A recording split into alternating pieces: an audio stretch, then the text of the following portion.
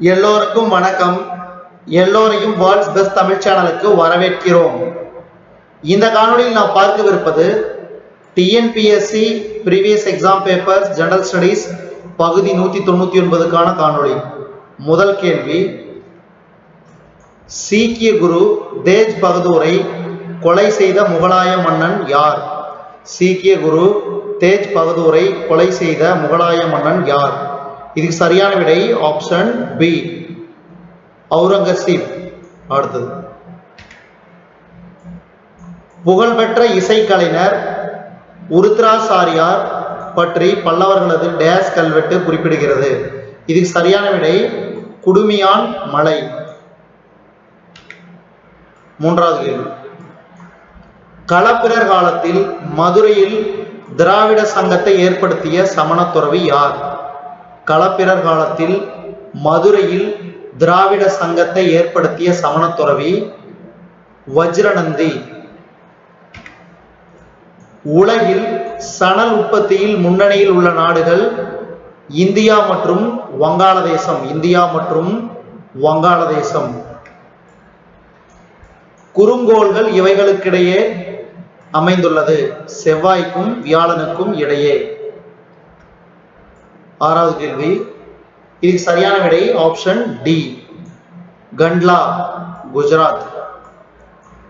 ஜவஹர்லால் நேரு மகாராஷ்டிரம். பாரதீப் ஒரிசா, அதாவது தற்போது ஒடிசா. ஹால்டியா மேற்கு வங்காளம். இதெல்லாம் துறைமுகங்கள். இது அது அமைந்துள்ள மாநிலங்கள். அடுத்தது, ஏழாவது கேள்வி, இதுக்கு சரியான விடை ஆப்ஷன் ஏ, சத்யஜோதக் சமாஜம் ஜோதிபா பூலே. ஜீவகாருண்யம் ராமலிங்க அடிகள். தர்ம பரிபாலனம் ஸ்ரீ நாராயணகுரு. ஜீவாவே சிவா சுவாமி விவேகானந்தா.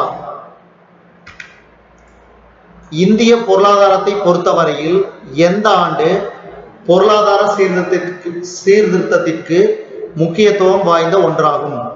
இந்திய பொருளாதாரத்தை பொறுத்தவரையில் எந்த ஆண்டு பொருளாதார சீர்திருத்தத்திற்கு முக்கியத்துவம் வாய்ந்த ஒன்றாகும்? இதுக்கு சரியான விடை 1991. அடுத்தது, ஒன்பதாவது கேள்வி, இந்தியாவில் வைரம் அறுக்கும் தொழிற்சாலை எங்கே அமைந்துள்ளது? இந்தியாவில் வைரம் அறுக்கும் தொழிற்சாலை எங்கே அமைந்துள்ளது? இதுக்கு சரியான விடை ஆப்ஷன் பி, சூரத். அடுத்தது, பத்தாவது கேள்வி, நிகர நாட்டு உற்பத்தி என்பது நிகர நாட்டு உற்பத்தி என்பது மொத்த நாட்டு உற்பத்தி தேய்மானம். அடுத்தது, வாழ்வதற்கு வேண்டிய குறைந்தபட்ச வசதிகளுக்கு கீழே ஒருவர் வாழும் வறுமை நிலையை இவ்வாறு கூறலாம்: முழுமையான வறுமை. 12வது கேள்வி, முயலின் செவியுணர் நெடுக்கம். முயலின் செவியுணர் நெடுக்கம் 1000 1 லட்சம் ஹெர்ட்ஸ் வரை. அடுத்தது, காய்கறிகள் மற்றும் பழங்களை வெட்டி வைக்கும் போது பழுப்பு நிறமாக மாறுவதேன்? காய்கறிகள் மற்றும் பழங்களை வெட்டி வைக்கும் போது பழுப்பு நிறமாக மாறுவதேன்? அதுக்கு சரியான விடை காற்றில் உள்ள ஆக்சிஜன் மற்றும் பீனாலிக் சேர்மம் வினைபுரிவதால். பின்வருவனவற்றில் எது உயிரி உரம் அல்ல? பின்வருவனவற்றில் எது உயிரி உரம் அல்ல? இதுக்கு சரியான விடை லிண்டேன். 15வது கேள்வி, கீழ்கண்ட கூற்றுகளை கவனி. இது சரியான விடை ஆப்ஷன் ஏ, ஏ மற்றும் பி தவறானவை. என இனப்பெருக்க செயல்பாடு மலட்டுத்தன்மை, அதாவது குறைபாடு வைட்டமின் கே குறைவினால் ஏற்படுகிறது என்பது தவறானது. அதே மாதிரி மாலைக்கண் நோய் வைட்டமின் டி குறைவினால் வருதில்ல, வைட்டமின் ஏ குறைவினால். அதே மாதிரி இதுக்கு மலட்டுத்தன்மை இது சரியா தெரியல. எனக்கு தெரிஞ்ச அளவுக்கு வைட்டமின் இ குறைபாடுகள். உங்களுக்கு இது சரியா தெரிஞ்சுன்னா கீழே கமெண்ட் பாக்ஸ்ல தெரியப்படுத்துங்க. அடுத்தது, 16வது கேள்வி, வலது வென்ட்ரிகளிலிருந்து நுரையீரல் தமனிக்கு ரத்தம் செல்வதை ஒழுங்குபடுத்தும் வாழ்வின் பெயர் என்ன? இதுக்கு சரியான விடை பிறைச்சந்திர வாழ்வு. அடுத்தது, 17வது கேள்வி, வரிசை 1 வரிசை 2 பொருத்துக. இது சரியான விடை ஆப்ஷன் பி. கிளைகாலிசிஸ் சைட்டோபிளாசத்தில் நடைபெறுகிறது. கிரப் சுழற்சி பைருவிக் அமில ஆக்சிஜனேற்றம்.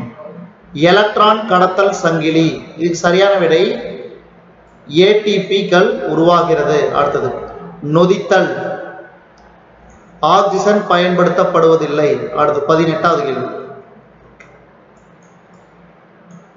எந்த மின்கலம் வெப்பம் உயரும் போது இணைப்பு துண்டிக்கப்பட்டு குளிர்ந்த நிலையில் மீண்டும் இயங்க தொடங்கும்? எந்த மின்கலம் வெப்பம் உயரும் போது இணைப்பு துண்டிக்கப்பட்டு குளிர்ந்த நிலையில் மீண்டும் இயங்க தொடங்கும்? இதுக்கு சரியான விடை லித்தியம் அயனி. அடுத்தது கங்கை நதியை தூய்மைப்படுத்தும் திட்டத்தின் பெயர் நமாமி கங்கா திட்டம். அடுத்தது 20வது கேள்வி. எந்த வருடத்தை சர்வதேச பருப்பு வருடமாக ஐக்கிய நாடுகள் சபை அமைப்பு அறிவித்தது? இது சரியான விடை 2016. அடுத்தது 21வது கேள்வி. இதுக்கு சரியான விடை ஆப்ஷன் டி. ராஜ்பவன் ஆளுநர், ராஷ்டிரியபதி பவன் ஜனாதிபதி. ராஜதுரோக விசாரணை அரசியலமைப்பு மீறல். துணைநிலை ஆளுநர் யூனியன் பிரதேசங்கள். அடுத்தது 22வது கேள்வி. மாநில அளவில் தேர்தல் நடைமுறையை மேற்பார்வையிடுபவர். மாநில அளவில் தேர்தல் நடைமுறையை மேற்பார்வையிடுபவர். இதுக்கு சரியான விடை தலைமை தேர்தல் அதிகாரி. அடுத்தது 22வது கேள்வி. சரியான வாக்கியத்தை கண்டுபிடி. இந்திய அரசியலமைப்பு டேஷை கொண்டுள்ளது. இதுக்கு சரியான விடை ஆப்ஷன் ஏ. 23வது